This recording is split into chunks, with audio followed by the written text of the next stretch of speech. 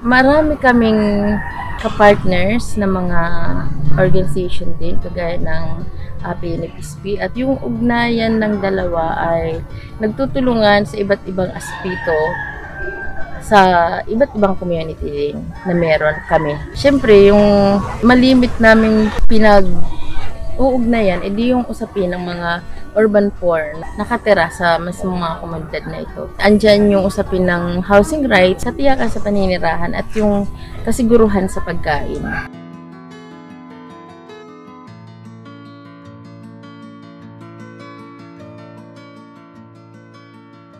Yung Tanimang Bayan for PNFSK, para siyang way siya para i-bolster yung existing efforts na ng different communities para dun sa pag-secure ng kanilang pagkain. Murang pagkain, ligtas. Ang partner namin dito particularly, yung Urban Poor Resource Center, and yung kanilang PO na partner, yung Kadamay and Pinagkaisang Lakas ng Mamamayan.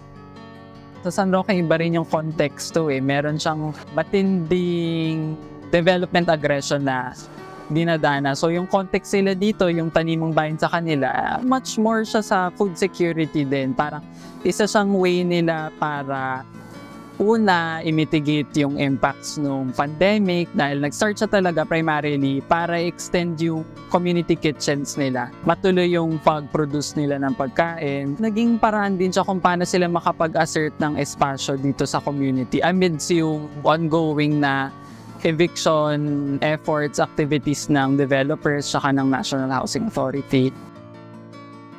Ang project na Food Today, Food Tomorrow ay nag-conduct ng mga kusinang bayan at tanimang bayan kasama ang Urban Poor Resource Center. Pinili namin magpag-partner sa UPRC dahil pinapalawak nila ang usapin ng karapatan sa pagkain, sa karapatan ng mga maralitang lungsod sa disenteng pabahay, sa trabaho, ang karapatan na tumira ng marangal dito sa ating syudad. 43 years na po akong naninirahan dito. Ito pong lugar na ito ay garden namin talaga. So ngayon po, nung ito talagang panahon ng pandemic, nagtayo kami ng urban farming. Dito po, ang umpisa namin, naglilinis po kami kasi basura po dito. Kaya po, ito ngayon, sa ngayon, malinis na siya at ginawa namin garden. Kung paggagawa namin ng garden, 2017 hanggang sa pandemic na, tuloy-tuloy na yun. Pagtatanim lang po kami dito. Yung ordinance po kasi ng Quezon City is kung ano po yung mga bakanting lupa, pwede po taniman hanggat hindi pa kinakailangan ng may-ari. Yung mga pang ano po na mga dahon o basta mga pwedeng gamitin namin panlagay dito sa gulay. Yung po tinuturo sa amin, hindi po kami gumagamit ng chemical. Mayroon pa kaming hinahalo na halimbawa yung isda at saka yung honeybee, pwede siyang i-stack daw po yung matagal bago gamitin para pangtaba po, pataba daw dito. Kahit anong klaseng saging, hinihiwa, binukod ang walat, yung laman, yun po yung hiniwa-hiwa, nilalama sa asukal. Halimbawa, 1 kilong saging, 1 kilo din pong asukal. Ganon din po sa balat. Yung proseso pong ginagawa, tinatakpan namin ng maipit para hindi sumingaw. Pag 7 days po, pipigayin siya uli. Yun na yung gagamitin namin panglagay sa tubig. Tapos yun ang pambilig namin. Nagulat naman siya kasi nagbubunga yung mga tanim namin na talong. Hindi po kami bumili talaga ng mga tayudan, mga ganun kasi nakakatakot. Nakamalason din yung taong kakain ng gulay. Hindi naman siya pag-aari ng mga farmers. Dalawa ang kanyang tukoy. Kung hindi siya private, ay sequestered siya ng gobyerno. So, isa lang po yung aming alam. Kami ay nagtatanim. At isa pa, yung pagbabago ng panahon, yung kalikasan po talaga mismo. Halimbawa, kapag tag-init, sobra naman po talaga ang init at natutuyot po yung lupa. Kapag tag-ulan naman, ay binabaha siya.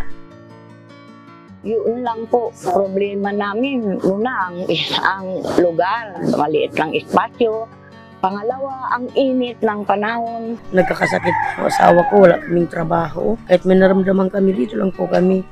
Eh sabi namin, kung Mawang Panginoon na kami ay pagbigyan ng Panginoon na mabubuhay sa pag-garden namin dito. Tulungan kami. Maraming salamat po. Binibenta po ng mga farmer, ginagawa po nilang savings para pagdating ng may mga kailangan silang gastusan, doon po kinukuha yung panggastos.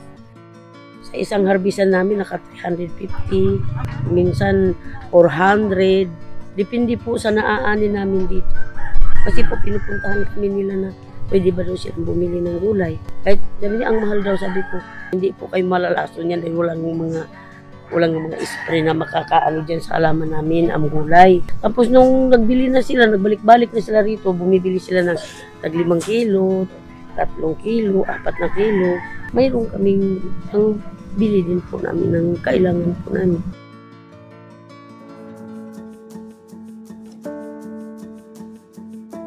Talagang nagtaka sila paano namin yun napapaunlad. So, pinaliwanag naman namin paano namin siya ginawa. Wala siyang chemical. Sa turo po sa amin ng iba't ibang organisasyon, nagawa naman namin yung gusto namin sa aming gulayan.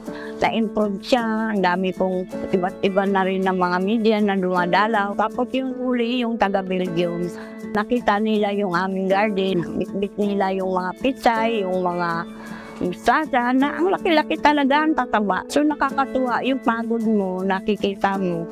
Nakapagbinta na din kami noon, umabot siya ng 1,400. Yung mga kananayan dati, hindi sila ganun open na makihalubilo sa iba at makiisa sa mga gawaing pang-social. At the same time, malaking bagay ito dahil sa halip na kung ano-ano lang ang pasukin nila, namumulat natin sila sa pamamagitan din ng mga pagbibigay natin ng pag-aaral, paano sila mauorganisa at mag-guide sa mas maayos na pamumuhay. Sa urban farming po, iba-iba po kasi ang mga ugali. Doon po ako na po kasi siyempre yun ang trabaho ko, kailangan ko harapin po yung mga tao. Ako lahat ang umiikot sa mga farm, kaya natuto ako humarap sa tao. Marami po akong mga kasamahan na kahit sa bahay nila, nag-garden sila. Lagi namin ibinababa sa kanila na ang garden ay hindi po sa hirap, kundi ka-i-inspired kayo kapag kayong umani na kayo. Kasi doon ninyo makikita na, ito yung pinagpaguran ko. Yung city ordinance ng Quezon City na tamnan ang lahat ng tiwangwang na lupa, di private man or public, isang malaking tagumpayan dahil inassert ng mga tao na makapag-produce sila ng sarili ng pagkain. Andyan na yung dinimolish na at lahat-lahat, pero tinataguyod niya muli. Alam niyang karapatan niya to. Yung kasunod po nung pagtatanim ng mga pagkain, ang gusto namin magtanim din ng mga herbal para, kumbaga, kasabay nung masustansyang pagkain, dapat organic din yung pagparaan ng paggagamot kung yung mga sakit-sakit. Sana kami ng learning center para maturuan yung community paano ba yung mga herbal na dito lang din sa garden makikita. Siyempre, kailangan pa rin namin ipaglaban yung karapatan namin kasi una, ang San Roque ay para dapat sa amin, tuloy pa rin po. Pati ang garden namin, tuloy pa rin.